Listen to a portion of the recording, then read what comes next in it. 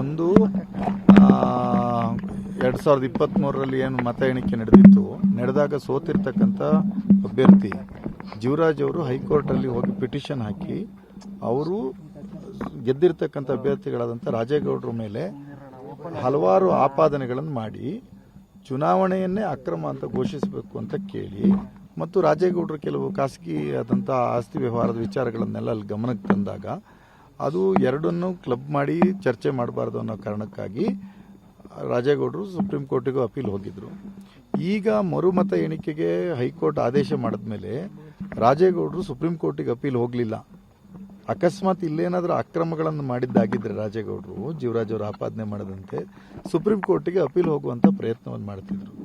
2023ರಲ್ಲಿ ಅಂದರೆ 13/5/2023 ಇರಬೇಕಿತ್ತು. ಏನು ಕೌಂಟ್ ಆಯಿತು, ಆ ಕೌಂಟ್ ಆದ ಸಂದರ್ಭದಲ್ಲಿ ಪೋಸ್ಟಲ್ ಬ್ಯಾಲೆಟನ್ನು ಎಣಿಕೆ ಮಾಡ್ತಕ್ಕಂಥ ಟೇಬಲಲ್ಲಿ ಸ್ವತಃ ನಾನು ಕೂತಿದ್ದೆ, JDS ಇಂದ ಸುಧಾಕರ್ ಶೆಟ್ಟರ್ ಕೂತಿದ್ರು, BJPಯಿಂದ BS ಸತೀಶ್ ಅಂತ ಅವ್ರು ಏಜೆಂಟಾಗಿ ಕೂತಿದ್ರು.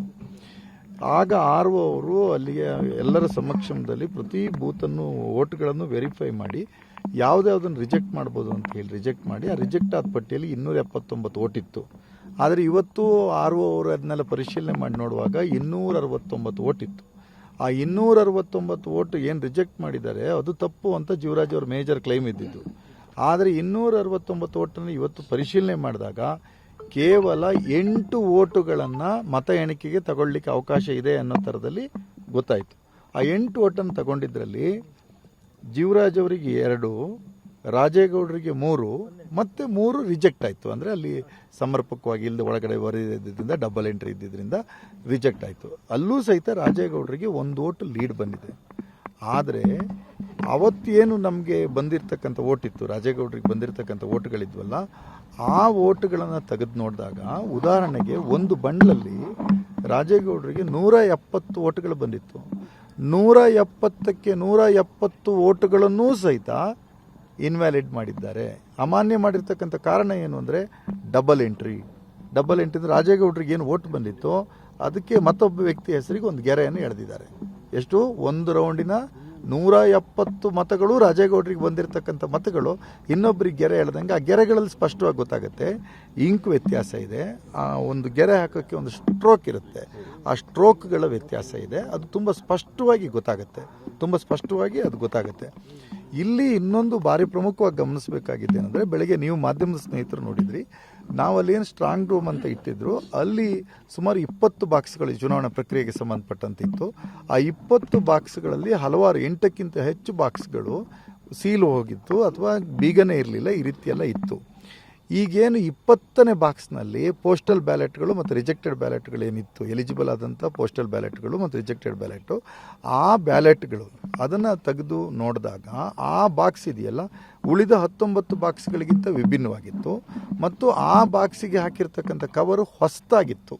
ಅಂದರೆ ಉಳಿದ ಕವರ್ಗಳಿಗೆ ಏನು ಸೀಲ್ಗಳಿತ್ತಲ್ಲ ಆ ಸೀಲ್ ಕವರಿಗಿಂತ ಬೇರೆ ಥರದಲ್ಲಿತ್ತು. ಇಲ್ಲಿ ನಮಗೆ ಇರ್ತಕ್ಕಂಥ ಅನುಮಾನ ಬೆಳಿಗ್ಗೆನೇ ನಾವು ವ್ಯಕ್ತಪಡಿಸಿದ್ದೀವಿ.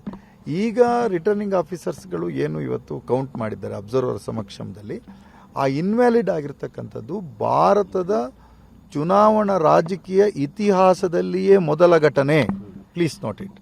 ಭಾರತದ ಚುನಾವಣಾ ರಾಜಕಾರಣದಲ್ಲಿ ಮರು ಎಣಿಕೆ ಪ್ರಕ್ರಿಯೆಯಲ್ಲಿ ನಡೆದಿರ್ತಕ್ಕಂಥ ಮೊದಲ ಘಟನೆ. ಅದೇನು ಅಂದರೆ ರಾಜೇಗೌಡರಿಗೆ ಬಂದಿದ್ದಂತಹ 257 ಮತಗಳು ಇನ್ವ್ಯಾಲಿಡ್ ಆಗ್ತದೆ.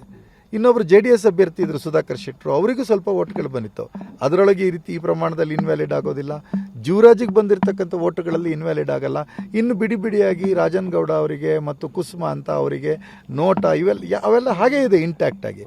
ಹಾಗಾದರೆ ರಾಜೇಗೌಡರಿಗೆ ಬಿದ್ದಿರ್ತಕ್ಕಂಥ ಈ ಓಟ್ಗಳು ಮಾತ್ರ ಇನ್ವ್ಯಾಲಿಡ್ ಆಗಿರೋಕ್ಕೆ ಏಕೈಕ ಕಾರಣ ಏನು ಅಂದರೆ ಡಬಲ್ ಎಂಟ್ರಿ ಆಗಿರೋದು. ಇದು ಅಂದರೆ ಡಬಲ್ ಎಂಟ್ರಿ ಮಾಡಿ ಇನ್ವ್ಯಾಲಿಡ್ ಮಾಡೋಕ್ಕೆ ತುಂಬ ಸುಲಭ ಇದೆ. ಏನು, ರಾಜೇಗೌಡರಿಗೆ ಬಂದಿರತಕ್ಕಂಥ ಓಟ್ ಇತ್ತಲ್ಲ ಆ ಓಟಿನ ಕೆಳಗಡೆ ಇನ್ನೊಂದು ಗೆರೆನ ಎಳೆದ್ಬಿಡೋದು ಅಷ್ಟೇ, ಇನ್ನೊಬ್ಬರು ಯಾರೊಬ್ಬರ ಹೆಸರಿಗೆ ಹಿಂಗೆ ಎಳೆದ್ಬಿಡೋದು. ಸೊ ಅದು ಮಲ್ಟಿಪಲ್ ಎಂಟ್ರಿ ಅಂತ ಆಗ್ತದೆ, ಹಾಗಾಗಿ ಅದು ಇನ್ವ್ಯಾಲಿಡ್ ಆಗಿದೆ. ಸೊ ಇವಾಗ ಸುಮಾರು 257 ಓಟ್ಗಳು ಇನ್ವ್ಯಾಲಿಡ್ ಆಗಿವೆ. 257 ಓಟ್ಗಳು ರಾಜೇಗೌಡರಿಗೆ ಬಂದಿರತಕ್ಕಂಥ ಮತಗಳು ಇನ್ವ್ಯಾಲಿಡ್ ಆಗಿದೆ. ಅಂದರೆ ಇದು 2023ರಲ್ಲಿ ಕೌಂಟಿಂಗ್ ಆದಾಗ ಯಾವ BS ಸತೀಶ್ ಅಂತ ಅವರು ಕೊಪ್ಪದ ತಾಲೂಕ್ ಪಂಚಾಯತಿ ಅಧ್ಯಕ್ಷರಾಗಿದ್ದರು, ಕೊಪ್ಪದ APMC ಅಧ್ಯಕ್ಷರಾಗಿದ್ದರು. ಈಗ ಹಾಲಿ ಚಿಕ್ಕಮಗಳೂರು DCCಯ ಡೈರೆಕ್ಟರ್ ಆಗಿದ್ದಾರೆ. ಈಗಲೂ ಅವರು ಬಿಜೆಪಿ ಪಕ್ಷದಲ್ಲೇ ಇದ್ದಾರೆ. ಅವರು ಖುದ್ದು ಅದನ್ನು ಗಮನಿಸಿದ್ದಾರೆ. ಹಾಗಾದರೆ BS ಸತೀಶ್ ಅವರು ಏನಾದ್ರು ತಪ್ಪು ಮಾಡಿದ್ರ? ಅವ್ರು ಅವತ್ತು ಅಬ್ಸರ್ವ್ ಮಾಡಿರಲಿಲ್ವಾ? RO ತಪ್ಪು ಮಾಡಿದ್ರ? ಯಾರು ತಪ್ಪು ಮಾಡಿದ್ರು ಅಂದರೆ ಇಲ್ಲಿ ತುಂಬ ಸ್ಪಷ್ಟವಾಗಿದೆ. ಚುನಾವಣಾಧಿಕಾರಿ ಯಾರು ಹಿಂದಿನ ಚುನಾವಣಾಧಿಕಾರಿ ಇದ್ರಲ್ಲ ಅಂತ ವೇದಮೂರ್ತಿ, ರಿಟರ್ನಿಂಗ್ ಆಫೀಸರ್ ವೇದಮೂರ್ತಿ ಇದಲ್ಲ, ಆತನ ಇರ್ರೆಸ್ಪಾನ್ಸಿಬಿಲಿಟಿ ಇದಕ್ಕೆ ಕಾರಣ ಆಗಿದೆ. ನಾನು ಆದ್ದರಿಂದ ತುಂಬ ಸ್ಪಷ್ಟವಾಗಿ ಆಗ್ರಹಿಸ್ತೇನೆ.